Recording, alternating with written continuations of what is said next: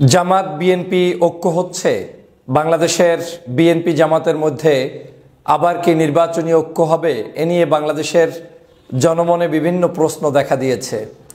বিশেষ করে সাম্প্রতিক সময়ে জামাত ইসলামের আমির ডাক্তার শফিকুর রহমান সাহেব যখন লন্ডনে দেশনেত্রী বেগম খালেদা জিয়ার সাথে এবং বিএনপির ভারপ্রাপ্ত চেয়ারম্যান জনাব তারেক রহমানের সাথে সাক্ষাৎ করেছেন, চা চক্রে মিলিত হয়েছেন, শারীরিক খোঁজখবর নিয়েছেন, বিভিন্ন ধরনের দেশ বিদেশ সামগ্রিক বিষয়সহ আলাপ আলোচনা করেছেন তথা মিটিং করেছেন, সেই মিটিংটি এখন আর গোপন থাকেনি, এখন প্রকাশ্যে চলে এসেছে।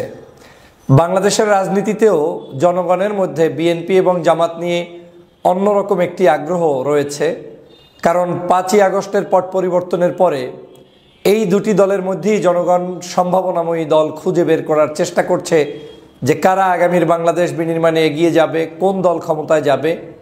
যেহেতু বাংলাদেশের সর্ববৃহৎ দল বিএনপি এবং এই মুহূর্তে বাংলাদেশের আলোচনায় সর্ববৃহৎ দল হিসেবে রয়েছেন জামাতে ইসলামী, এই দুটো দলকে নিয়ে মানুষের আগ্রহের কোনো কমতি নেই। স্বভাবতই সেই দলের যখন একজন চিফ বা প্রধান আমির হিসেবে দেশনেত্রী বেগম খালেদা জিয়ার বাসভবনে উপস্থিত হয়েছেন ডাক্তার শফিকুর রহমান সাহেব, সেটা যে কারণেই তিনি উপস্থিত হন না কেন, জনগণের মধ্যে সেটা নিয়ে বিভিন্ন প্রশ্ন থাকবে, আলোচনা থাকবে। আলোচনার ভিতর থেকে মানুষ বের করার চেষ্টা করবে তাহলে বাংলাদেশে কি আবার জামাত বিএনপির মধ্যে ঐক্য তৈরি হচ্ছে তথা নির্বাচনী কোনো অ্যালায়েন্স হচ্ছে কিনা, এ নিয়ে এখন মানুষ কিন্তু প্রশ্ন করছে।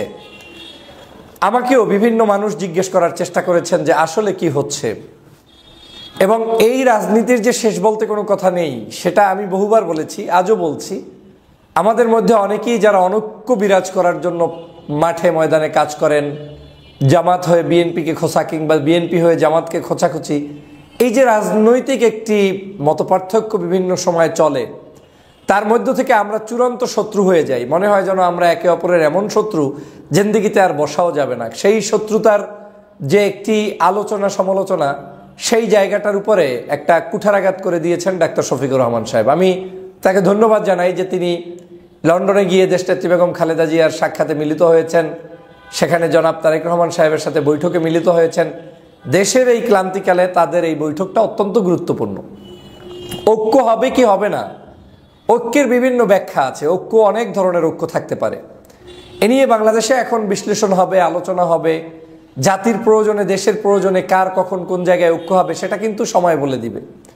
আপনারা জানেন এই বিএনপি জামাতের সাথে ঐক্য তো 2001 সালে ছিল এবং 4 দলীয় ঐক্যজোট গঠন করে তারা সরকার গঠন পর্যন্ত করেছিল। আবার কিন্তু সেই যখন 1-11 হলো, তার পরবর্তী সময়ে তাদের ভিতরে ঐক্য, এই ঐক্যকে ভাঙার জন্য বহু চক্রান্ত হয়েছে, ষড়যন্ত্র হয়েছে এবং ষড়যন্ত্রবাদীদের সফলতাও হয়েছে।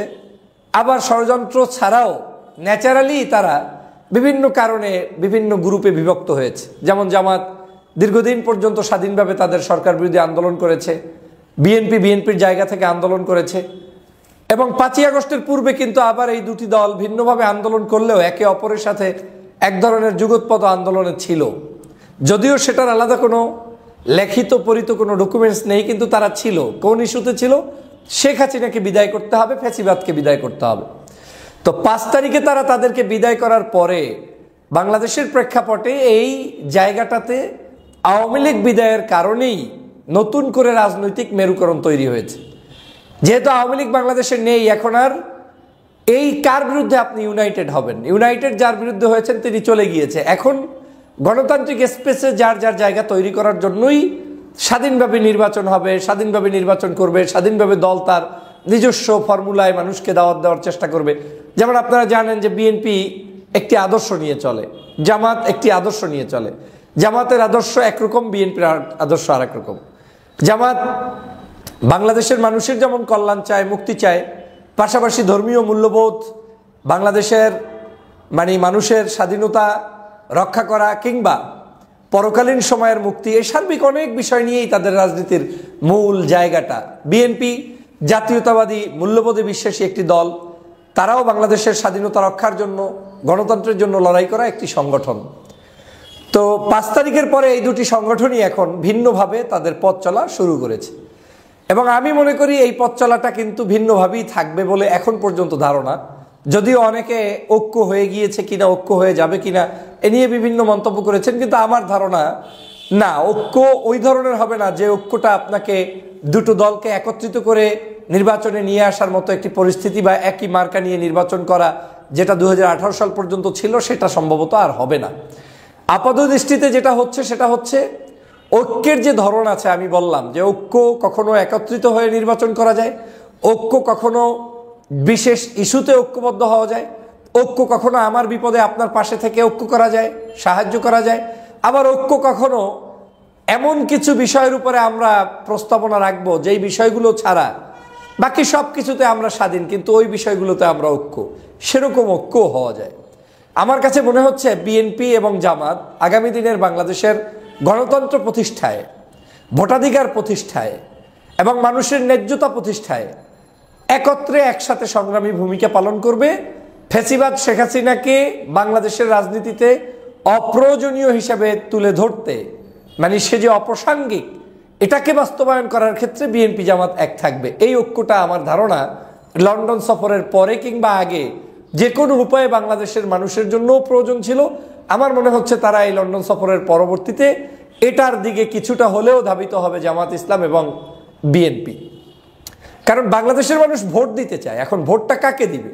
যাকে খুশি তাকে দিবে। বিএনপি ভোট ভালো পেলে বিএনপি আসবে, জামাত ভোট ভালো পেলে জামাত ক্ষমতায় আসবে। আওয়ামী লীগ তো আর নেই, অর্থাৎ আওয়ামী লীগ যেখানে নেই সেখানে আওয়ামী লীগকে ঠেকাও আন্দোলনে হতে গিয়ে যেরকম একটি ঐক্য দরকার, সেটা আর আপাতত নিষ্প্রয়োজন বলে আমার কাছে মনে হচ্ছে। সে কারণে এখন ঐক্যমতটা হতে পারে এরকম যে আমরা নির্বাচন ইস্যুতে ঐক্যবদ্ধ থাকব, আমরা গণতন্ত্রকে সুসংহত করতে ঐক্যবদ্ধ থাকব, আমরা কাদা ছোড়াছড়ির রাজনীতি বন্ধ করে গঠনতান্ত্রিক সমালোচনার রাজনীতিতে ঐক্যবদ্ধ থাকবে আমার কাছে মনে হচ্ছে। এবং সে কারণে আমি প্রায়ই বলি যে জামাত সম্পর্কে অনেক বিএনপির ছোট ছোট নেতারা যেরকম মন্তব্য করে, এগুলো মন্তব্য শুনে হতাশ হবেন না। বিএনপির দেশনেত্রী বেগম খালেদা জিয়া কি কখনো বলেছে?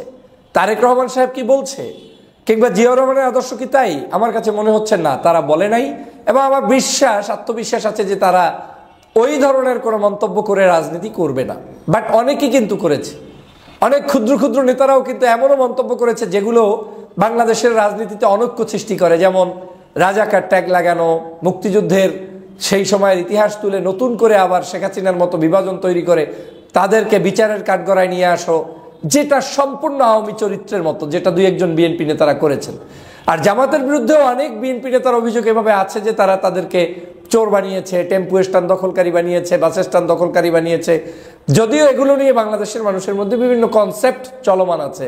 বাংলাদেশের বিএনপি একটি বড় দল, তাদের মধ্যে অনেক স্বার্থান্বেষী মানুষ লুকে থাকাটাই স্বাভাবিক, কিন্তু তাদেরকে কিন্তু আবার বিএনপির পক্ষ থেকে বিচারও করা হচ্ছে, যেমন পদ পদবি বহিষ্কার করা হচ্ছে, তাদের বিশেষ বিশেষ জায়গায় তারা সর্বোচ্চ চেষ্টা করছে।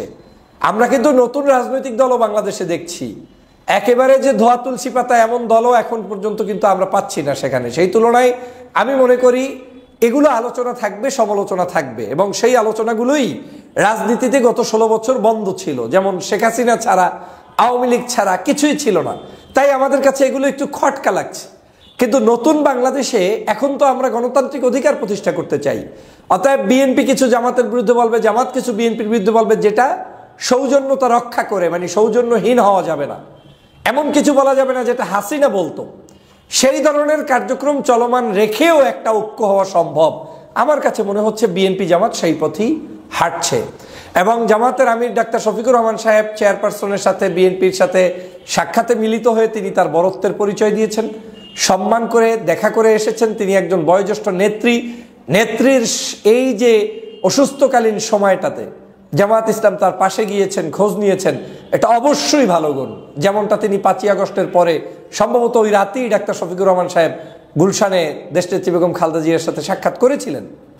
তো আমার কাছে বাংলাদেশের আগামীর রাজনীতিতে যেটা মনে হচ্ছে আজকের মতো পর্যন্ত, আজকের দিন পর্যন্ত লেটেস্ট আপডেটে যেটা মনে হচ্ছে, বিএনপি জামাতের নির্বাচনী কোনো ঐক্য হবে না।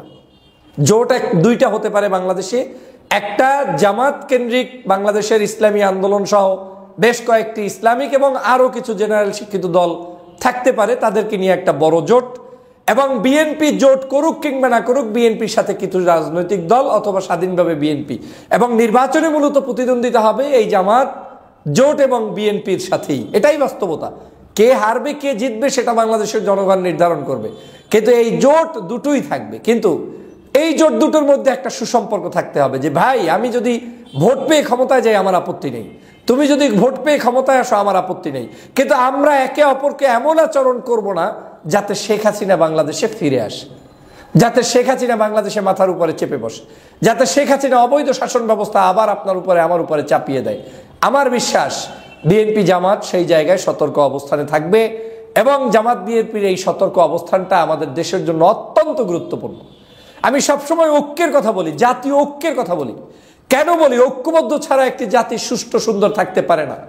আপনাদের কামড়াকামড়ি কিংবা একে অপরের মধ্যে বিভাজন কিংবা বক্তব্য এগুলোকে জাতিকে বড় ধরনের বিভাজন তৈরি করে এবং জনগণ তাতে হতাশ হয় যে আমরা কি চাচ্ছি, কি হচ্ছে। জনগণ চাচ্ছে বাংলাদেশের শান্তি, জনগণ চাচ্ছে ক্ষমতায় যেই আসেন আপনি একটু নিরাপদে ঘুমাইতে দেন, চুরি ডাকাতি রাহাজানি হত্যা সন্ত্রাস মুক্ত একটি দেশ জনগণ চায়। অতএব জনগণকে সেই জায়গায় আস্থাশীল করতে হলে আমাদেরকে সংযমী হতে হবে, ভদ্রতায় আমাদের ভালো অবস্থানে থাকতে হবে, একে অপরের মধ্যে সমঝোতা থাকতে হবে, সৌজন্যবোধ থাকতে হবে, জাতীয় ঐক্যমত গঠন করতে হবে। প্রিয় দেশবাসী, আপনারা জানেন বিএনপি ডিসেম্বরে নির্বাচন চায়। জামাত ইসলামও তাদের মতামত প্রকাশ করেছে যে ডক্টর মোহাম্মদ ইউনূস যত দ্রুত সম্ভব নির্বাচন দিলে ভালো হয়, তাতে যদি রোজার আগে দিতে পারে তা আরও ভালো, বর্ষার সিজনে না দিয়ে। তো এই যে এক ধরনের মানে ধারা তৈরি হচ্ছে, আমাদের মধ্যে কথার পার্থক্য কিন্তু দূর হয়ে যাচ্ছে, আমাদের মধ্যে কিন্তু একটা থিম নিয়ে আগাচ্ছে, একটা ভিশন নিয়ে সবাই কাজ করছে। আমি চাই এরকম ভিশন নিয়েই আমাদের পথ চলুক। বাংলাদেশের মানুষকে আপনারা আমাদেরকে স্বস্তিতে রাখবেন। আমরা বাংলাদেশে একটি সুন্দরতম রাজনীতি দেখতে চাই, যেখানে কোনো হানাহানি থাকবে না, বিভেদ থাকবে না এবং বিএনপি জামাত সহ অন্যান্য সকল রাজনৈতিক দলের মধ্যে একটা সুসম্পর্ক থাকবে। সংকীর্ণতার উপরে উঠে আমরা একে অপরের পাশে দাঁড়াবো, সেটাই আমি প্রত্যাশা করি। সবাই ভালো থাকবেন, সুস্থ থাকবেন। আল্লাহ হাফেজ।